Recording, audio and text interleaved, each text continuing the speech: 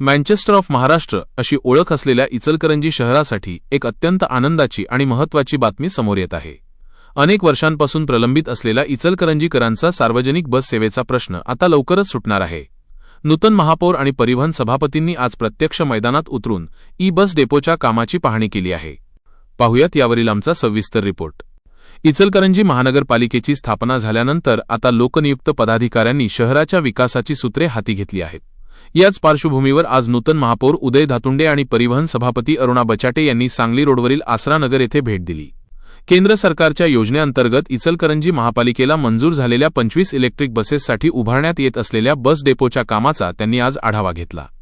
गेल्या 3 वर्षांपासून या डेपोचे काम संथ गतीने सुरू होते, मात्र आज महापौरांनी संबंधित अधिकाऱ्यांकडून कामाची सविस्तर माहिती घेत हे काम लवकरात लवकर पूर्ण करण्याच्या कडक सूचना दिल्या आहेत।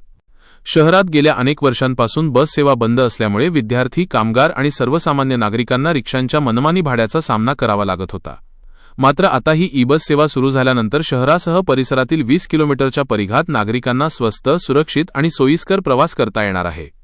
यावेळी बोलताना परिवहन सभापती अरुणा बचाटे यांनी येत्या 1 ते 2 महिन्यांत इचलकरंजी शहरात ई-बस सेवा प्रत्यक्ष रस्त्यावर धावेल असा ठाम आत्मविश्वास व्यक्त केला आहे।